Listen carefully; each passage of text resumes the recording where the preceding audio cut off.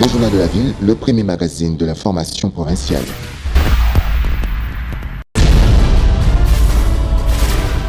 Tout de suite, le journal.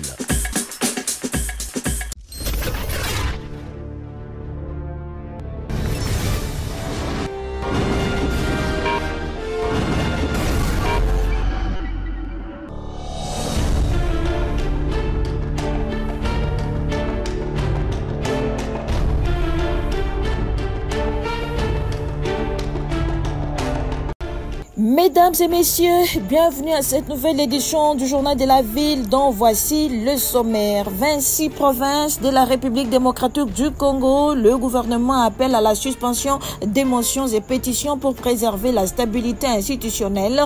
C'est dans une rencontre organisée ce mercredi 5 novembre 2025 à Kinshasa par le vice-premier ministre, ministre de l'Intérieur, Sécurité, Décentralisation et Affaires coutumières, Jacquemain Chabani. C'est tout pour les sommaires.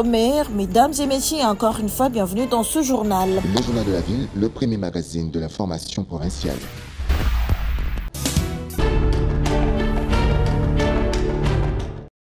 Le vice-premier ministre, ministre de l'Intérieur, Sécurité, Décentralisation et Affaires coutumières, Jacquemain Chabani, a réuni ce mercredi 5 novembre 2025 à Kinshasa les membres de bureau des assemblées provinciales ainsi que les gouverneurs et vice-gouverneurs de province autour de la question de la stabilité des institutions provinciales. Une rencontre qui s'inscrit dans le cadre des instructions du président de la République visant à renforcer la cohésion durable entre les exécutifs et les assemblées provinciales, condition essentielle à la gouvernance et au développement local. Dans son allocution, le vice-premier ministre a interpellé les autorités provinciales sur les tensions, motions et pétitions répétées qui paralysent l'action publique. Il a à cette occasion communiqué la volonté et la détermination du chef de l'État en faveur de la stabilité des institutions provinciales, particulièrement en cette période de guerre, d'agression imposée à la République démocratique du Congo par le Rwanda et ses supplétifs du M23FC. Dans l'ultime objectif de garantir la cohésion nationale et le développement intégral.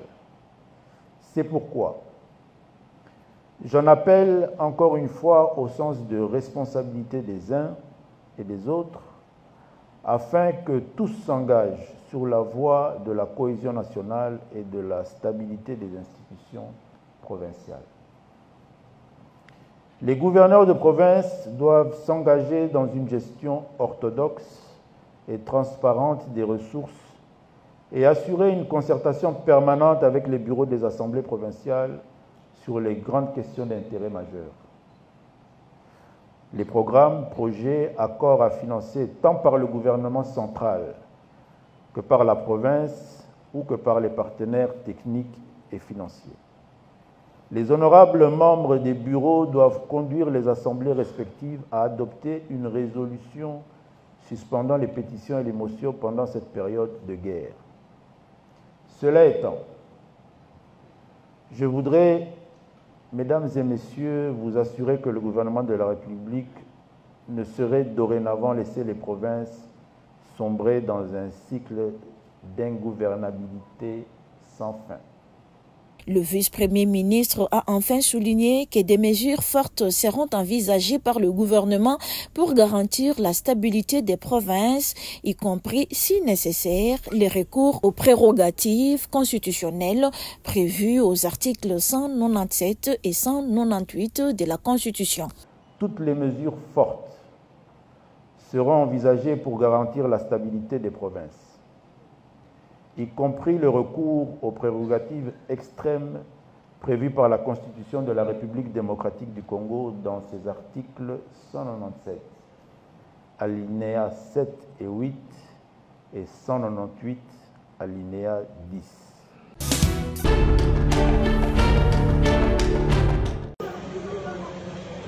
La salle des conférences du fleuve Congo hôtel était déjà bondée des élus nationaux lorsque l'honorable Augustin Kabouya y a fait son entrée.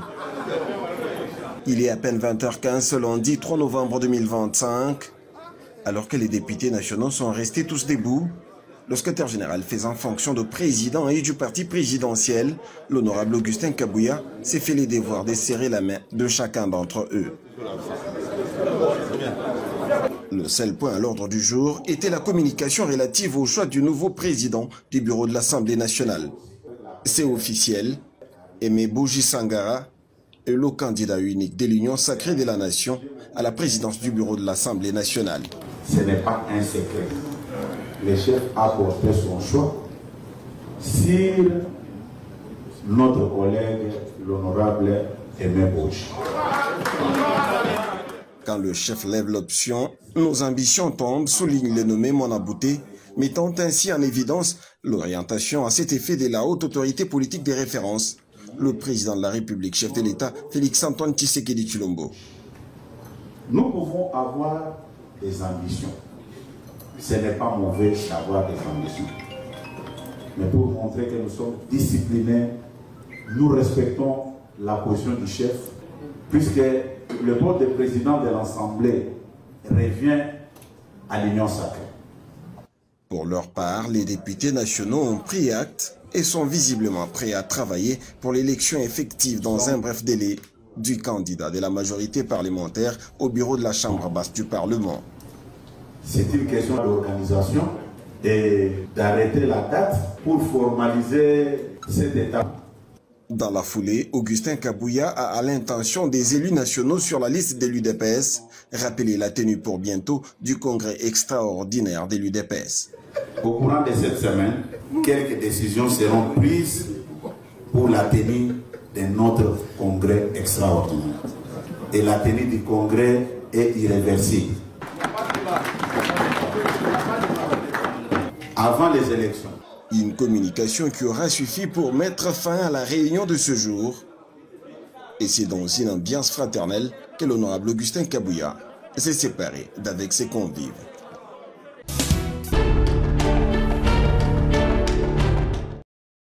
En marge du deuxième sommet mondial pour le développement social organisé ce mardi 4 novembre 2025 à Doha, au Qatar, le chef de l'État Félix-Antoine Tshisekedi s'est entretenu tête-à-tête avec Sa Majesté Philippe, roi de Belge. Les deux dirigeants ont abordé plusieurs sujets d'intérêt commun, notamment la création du couloir vers Kivu-Kinshasa et quelques projets de renforcement de la coopération bilatérale. Lancé officiellement en janvier 2025 lors de la participation du chef de l'État au sommet de Davos en Suisse, le couloir vers Kivu-Kinshasa est un méga projet qui vient répondre aux besoins de protection de la planète. Convaincu par cette idée d'importance majeure pour l'univers, le roi Philippe a encouragé le président de la République à poursuivre sa mise en place. Il a par la même occasion présenté l'agence belge de coopération internationale ENABEL ainsi que le secteur privé belge pour l'accompagnement de ces projets. Le souverain belge s'est dit prêt à soutenir le chef de l'État dans la réalisation de cet objectif et l'a rassuré de son accompagnement personnel à chacune des étapes. Pour sa part, le président de la République a salué l'engagement du roi de Belge à ces sujets. Le chef de l'État a rappelé l'importance de ces projets et son impact positif sur l'humanité tout entière. Il a réaffirmé sa volonté d'avancer avec la Belgique et d'autres partenaires intéressés, avec un point d'honneur pour le secteur privé dans une attitude d'ouverture d'esprit.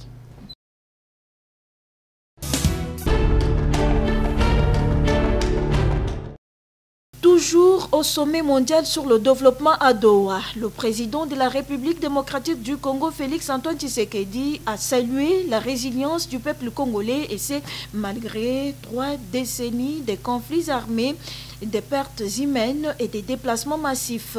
Le président de la République a présenté les réformes engagées pour lutter contre la pauvreté et promouvoir l'inclusion sociale, notamment la couverture santé universelle, la gratuité de l'enseignement primaire et le programme de développement des 145 territoires. Dès le début de mon mandat, j'ai engagé le pays dans une transformation profonde de notre modèle de développement, rompre avec une vision purement extractive et centralisée pour bâtir une économie tournée vers l'humain, vers la justice sociale, vers l'égalité des chances entre territoires et vers la paix. Cette orientation repose sur 3 convictions. La dignité ne se négocie pas, l'égalité d'accès aux droits fondamentaux n'est pas un luxe, aucune paix durable n'existe sans justice sociale. Pour rendre ces principes réels et vérifiables, nous avons lancé des réformes majeures. Premièrement, la protection sociale. La République démocratique du Congo a entrepris une réforme ambitieuse fondée sur la couverture santé universelle. Depuis 2023, les soins sont gratuits pour les femmes enceintes, les mères et les nouveau-nés. Cela signifie que donner la vie ne doit plus être un risque financier ni une condamnation à la précarité. C'est une avancée historique vers l'accès équitable aux soins pour les plus vulnérables. Deuxièmement, l'éducation. Nous avons rendu l'enseignement primaire gratuit depuis 2020. Plus de 5 millions d'enfants ont pu aller à l'école ou y retourner. Pour consolider cette réforme et lutter contre l'inégalité des chances, nous déployons un programme national d'alimentation scolaire afin qu'aucun enfant n'abandonne l'école parce qu'il a faim. Troisièmement, la cohésion territoriale. Notre pays est vaste. Pendant trop longtemps, cette immensité a été le prétexte à l'inégalité. Nous avons décidé d'y répondre par un engagement concret, le programme de développement local des 145 territoires qui composent la République démocratique du Congo. Lancé en 2023, ce programme vise à reconnecter l'ensemble du territoire national et à réduire les écarts entre les centres urbains et les zones rurales.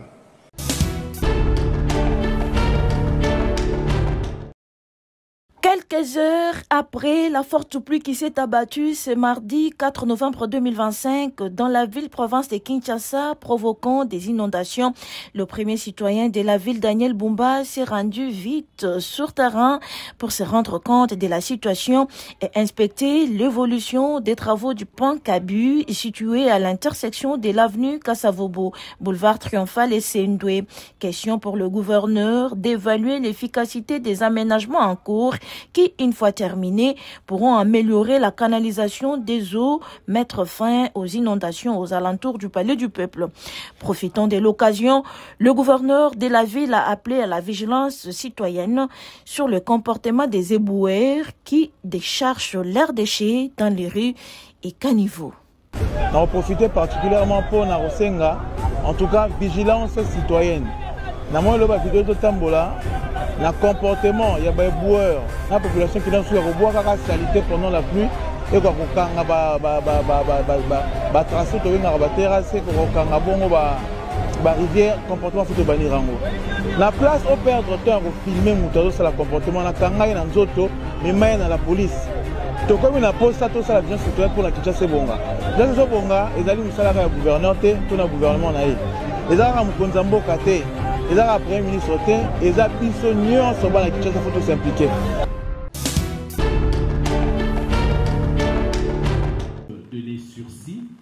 L'Institut de recherche économique et sociale IRES, en sigle, aura enfin son propre bâtiment après plus de 20 ans d'existence.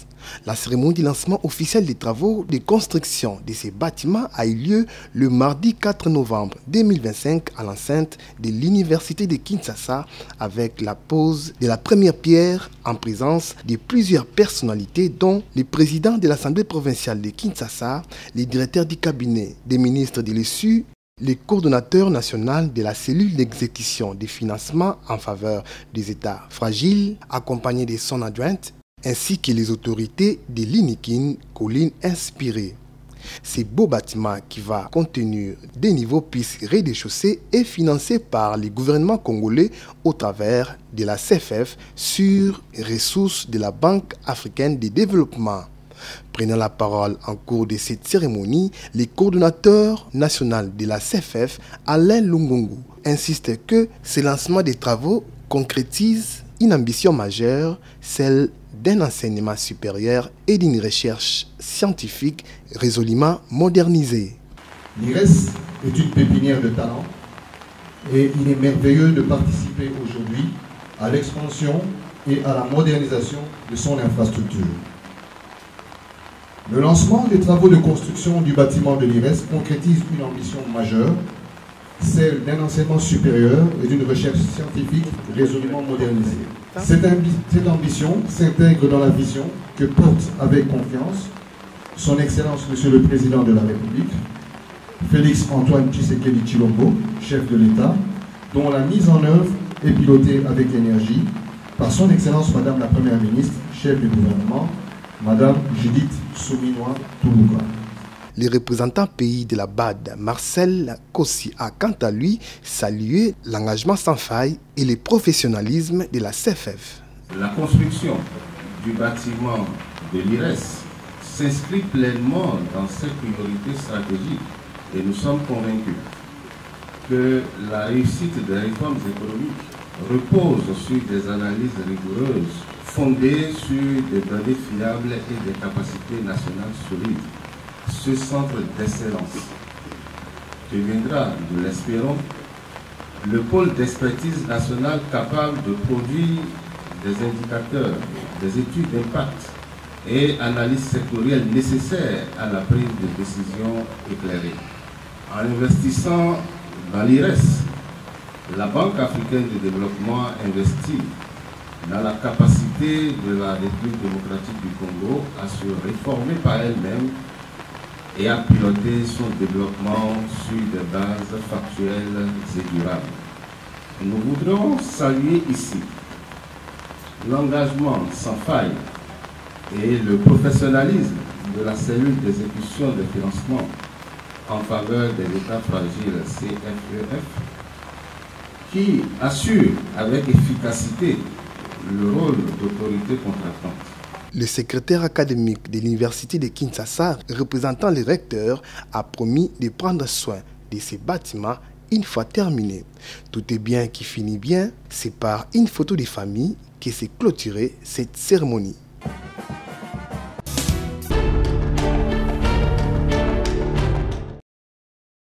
Le directeur général de la Société nationale d'électricité SNEL SA, le professeur ingénieur Teddy Luamba Mouba, accompagné des membres de la commission infrastructure du Sénat et du député national Ogi Ilonga, ont effectué une descente au poste SNEL de l'aéroport international d'Ndjili.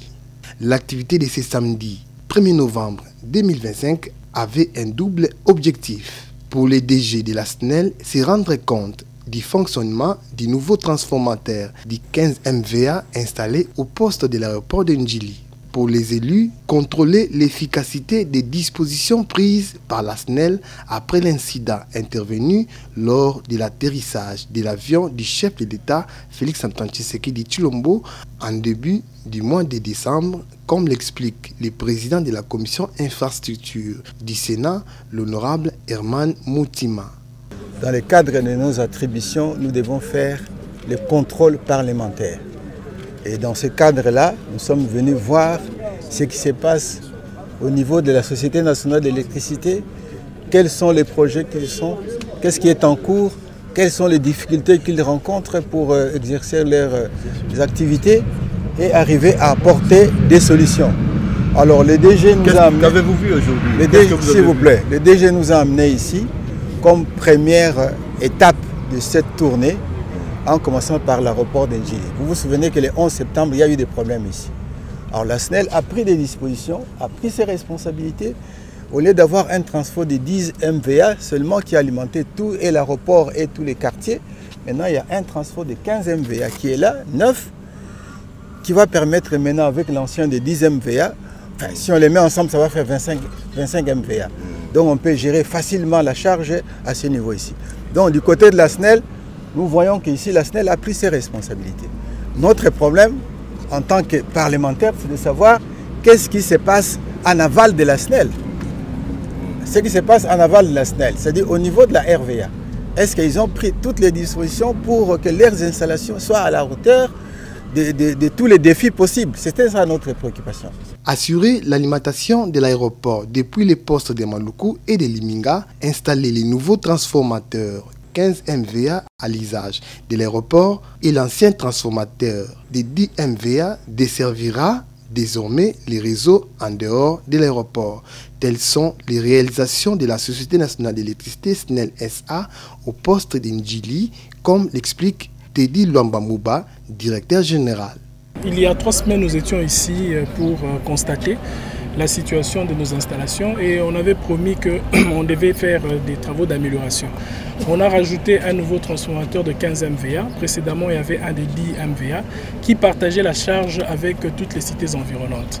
Aujourd'hui, nous avons un transformateur de 15 MVA qui sera dédié spécifiquement à la charge de la RVA et l'ancien de 10 MVA sera pour la charge de la cité. Ce qui permettra de pouvoir éviter des situations malencontreuses du fait de la surcharge.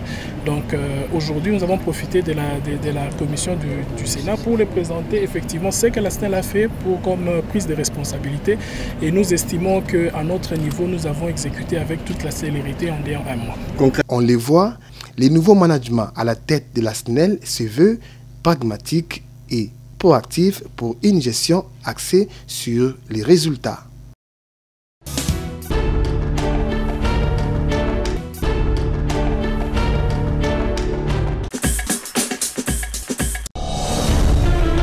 Ainsi s'achève cette édition du Journal de la Ville. Mesdames et messieurs, merci de l'avoir suivi. Le prochain rendez-vous est fixé pour ce jeudi et d'ici là, portez-vous bien.